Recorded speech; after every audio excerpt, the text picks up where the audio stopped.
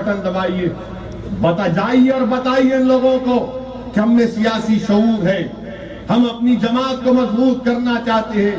اور مجلس اتحاد المسلمین جو یہاں پر آئی ہے میرے عزیز دوستوں مہاراشٹرا میں، یہ صرف ایک اسمبلی الیکشن کے لیے نہیں، بلکہ میں آپ سے وعدہ کر رہا ہوں کہ جب کبھی بھی آپ ہم کو پکاریں گے ہم آئیں گے، آپ نہیں بھی پکاریں گے تو ہم آئیں گے، آپ کے درمیان میں ٹھہریں گے، آپ کے ساتھ ٹھہریں گے، آپ کے ساتھ ٹھہر کر ناانصافیوں سے مقابلہ کریں گے۔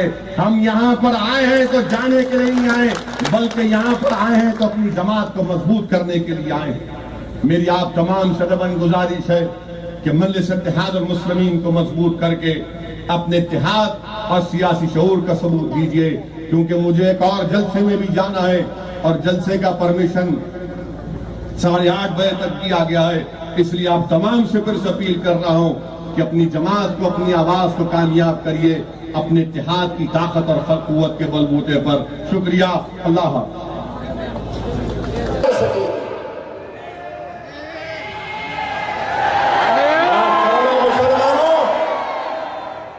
تم نے آج اکبر الدین اویسی کو شرمندہ کر دیا کافروں کے سامنے۔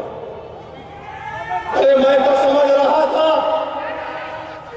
کہ میری قربانی رائے گاہ نہیں جانے دیں گے، میں تو سمجھ رہا تھا میری ان گولیوں، ان زخموں کو تم رائے گاہ جانے نہیں دو گے۔ اتنی تڑپ درد کے بعد بھی آیا،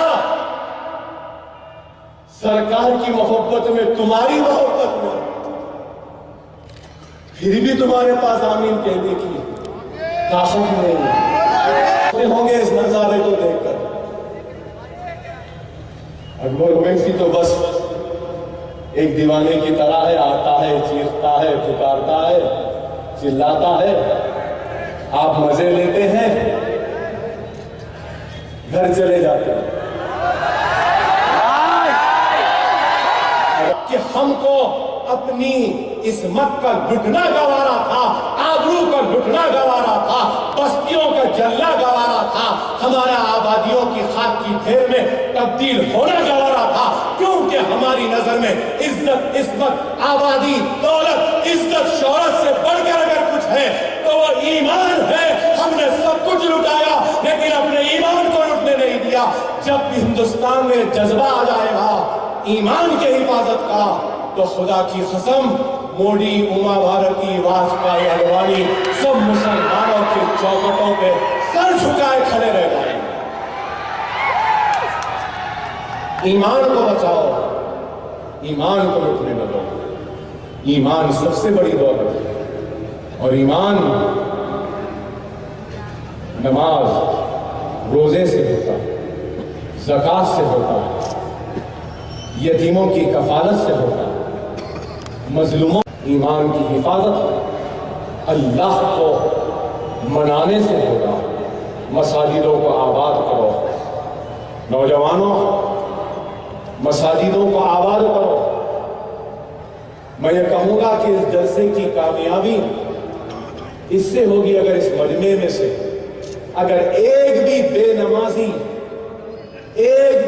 نمازی اگر نمازی بن جائے گا تو اکبر اویسی کی تقریر کامیاب ہو گئی۔ مثلا